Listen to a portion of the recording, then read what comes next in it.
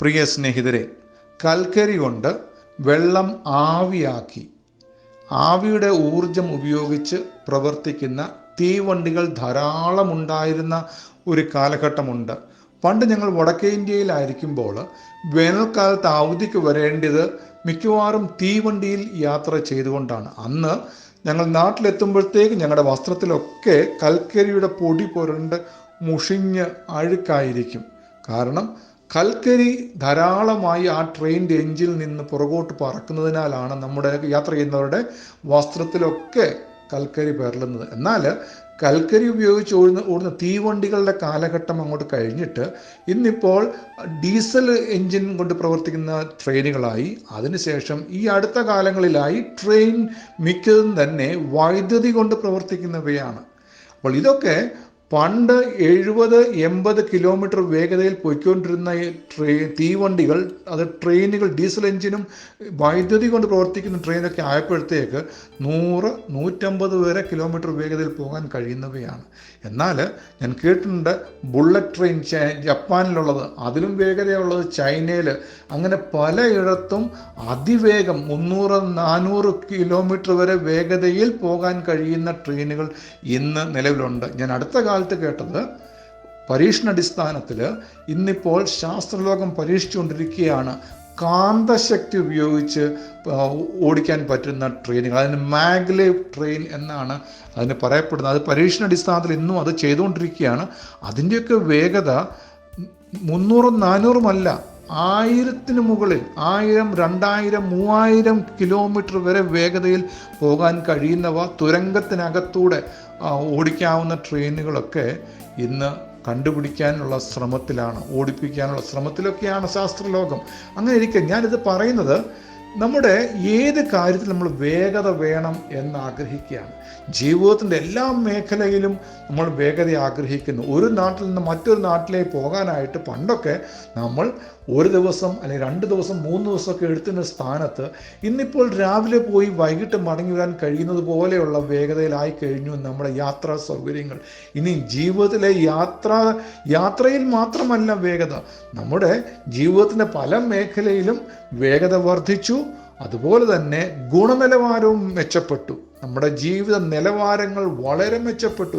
സുഖ സൗകര്യങ്ങൾ, ആധുനികമായ കണ്ടുപിടുത്തങ്ങൾ, ഉപകരണങ്ങളൊക്കെ നമ്മൾ ഉപയോഗിച്ച് നമ്മൾ കാര്യങ്ങൾ ചെയ്യുകയും ജീവിക്കുകയും ഒക്കെ ചെയ്യുന്നു. നമ്മുടെ കുഞ്ഞുങ്ങളൊക്കെ ഇന്നിപ്പോൾ പഠിച്ച് കോളേജിലൊക്കെ ആകുമ്പോഴത്തേക്ക് തന്നെ അവർക്ക് ജോലിയിൽ പ്രവേശിപ്പാൻ കഴിയുന്നുണ്ട്, വരുമാന മാർഗങ്ങൾ ഉണ്ടാകാൻ കഴിയുന്നു. അങ്ങനെ എല്ലാ മേഖലയിലും ജീവിത നിലവാരവും സുഖ സൗകര്യങ്ങളും വേഗതയും ഒക്കെ വർദ്ധിച്ചിരിക്കുമ്പോൾ വേഗത കുറഞ്ഞു പോയത്, ഗുണനിലവാരം കുറഞ്ഞു പോയ ജീവിത ശൈലി ഒന്നുണ്ടെങ്കിൽ അത് ദൈവത്തെ അന്വേഷിക്കുന്നതിലാണ്.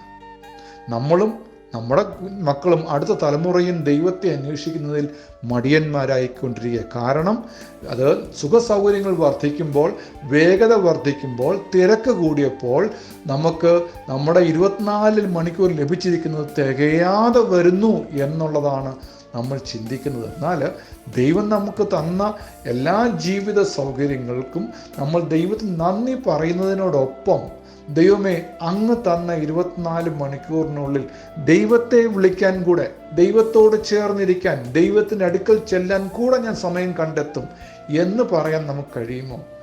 ചില മണിക്കൂറുകൾ ദൈവത്തിന് വേണ്ടി മാറ്റി വെക്കാൻ കഴിയുമോ 24 മണിക്കൂറിൽ?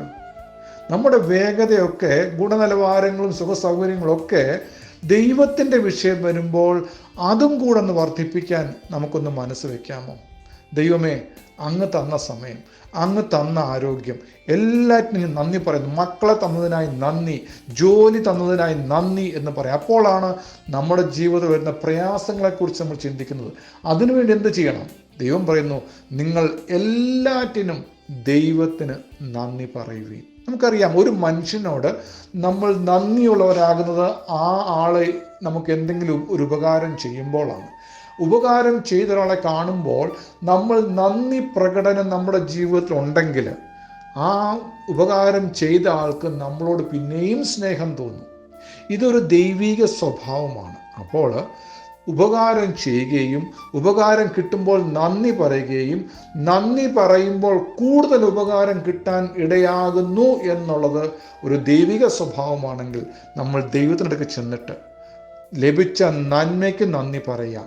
തിന്മ നമ്മുടെ ജീവിതം വന്നുവെങ്കിൽ, ദോഷം വന്നുവെങ്കിൽ, നഷ്ടം വന്നുവെങ്കിൽ, രോഗം വന്നുവെങ്കിൽ നിരാശപ്പെട്ട് ദൈവത്തെ വിട്ട് ഓടിപ്പോവുകയല്ല.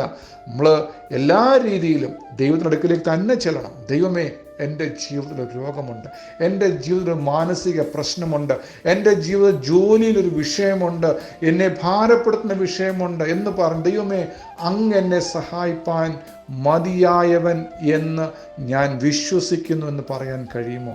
നിങ്ങൾക്ക് ദോഷമായിട്ടുള്ള, നിങ്ങൾ തിന്മയായി വന്നിരിക്കുന്ന കാര്യങ്ങൾ ദൈവസന്നിധി അർപ്പിച്ചിട്ട് പറ, ദൈവമേ എൻ്റെ തിന്മയെ മാറ്റിത്തരുവാൻ അങ്ങ് കഴിയും. ഞാൻ അങ്ങയിൽ വിശ്വസിക്കുന്നു. എനിക്ക് നന്മ തന്ന ദൈവം എൻ്റെ തിന്മയെ മാറ്റിത്തരുവാനും എൻ്റെ ദൈവത്തിന് കഴിയും. ഞാൻ ദൈവത്തിൽ നിന്ന് അകന്നു പോവുകയല്ല, ദൈവത്തിന് അടുക്കലേക്ക് വന്ന്, ദൈവമേ എൻ്റെ ജീവിതത്തിൻ്റെ ഗുണനിലവാരം മാത്രമല്ല, വേഗത മാത്രമല്ല, സുഖസൗകര്യങ്ങൾ മാത്രമല്ല, ദൈവത്തോട് അടുത്തിരിക്കുന്ന കാര്യത്തിലും ഞാൻ അതീവ തൽപരനായിരിക്കും എന്നൊരു തീരുമാനം നമുക്കെടുക്കാം. ദൈവം സഹായിപ്പാൻ മനസ്സുണ്ട്. ദൈവം നമ്മളെ സ്നേഹത്തോടെ വിളിക്കുന്നു. ഓടിപ്പോകാതെ, ദൈവത്തെ വിട്ടുപോകാതെ ദൈവത്തിനടുക്കിലേക്ക് വാ. ദൈവം നമ്മെ സഹായിക്കട്ടെ.